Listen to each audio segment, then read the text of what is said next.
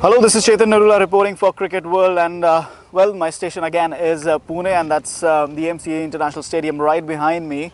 And this is the third day of the match. We've just been 2 days since we discussed about what's happened on day one, what's probably going to happen in this series. India have the higher hand, the stronger hand, given they're playing at home with two world-class spinners and some really world-class batsmen.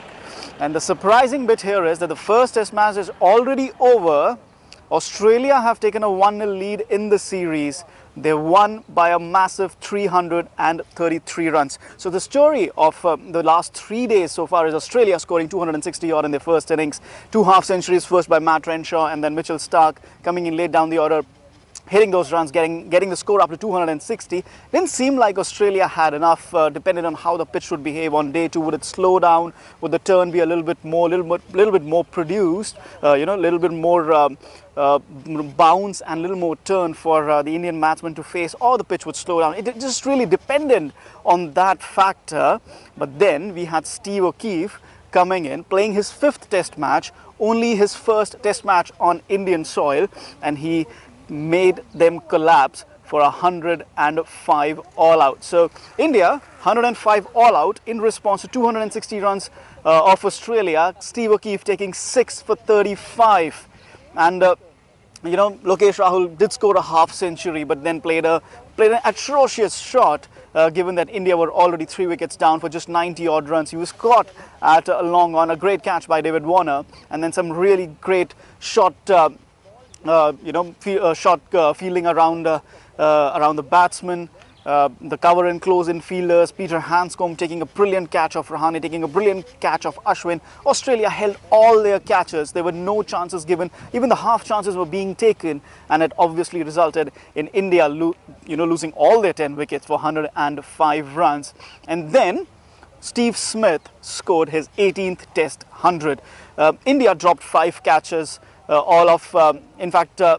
dropped 5 catches, 4 of Smith and 1 of Matt Renshaw. Steve Smith also got a 5th life when he was plumb LBW for 70 odd, but the umpire didn't give it. And India had wasted all their DRS reviews. So Steve Smith just rode his luck. He just spoke in the press conference as well, just rode his luck to his 18th Test 100, one of his best. And then Australia set an imposing target, an improbable target for India really to chase down. 441 runs, 10 wickets and 8 sessions was the equation for India. There were only always going to be one outcome, perhaps a second outcome of a draw if India somehow maybe managed to bat out 8 sessions. But then the whole match turned upside down once again. India losing all their 10 wickets in a little over 2 hours, a little over 1 session. Steve O'Keefe again 6 for 35, 4 wickets for Nathan Lyon. All 10 Indian wickets in the second innings falling to Australian spinners. India outbowled, outbatted, outplayed in this first test match, losing by a mammoth 333 runs. Australia registering their first win on Indian soil since 2004 or 5. Steve Smith said it's been 4,500 something days, so it's really a stat that he should remember. 18 Test 100, 12 wickets for Steve O'Keefe, playing his first test in India.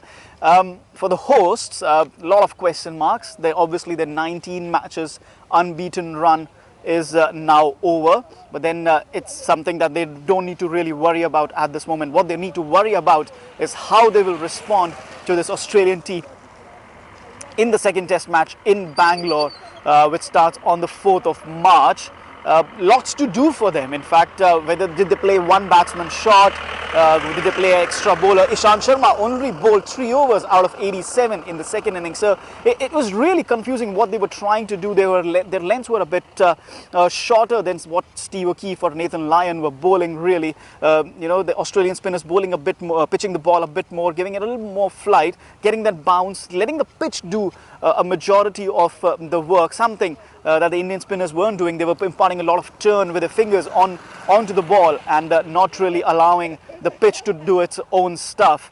And really, the Indian spinners they did bowl well. Virat Kohli was all praise for his bowlers.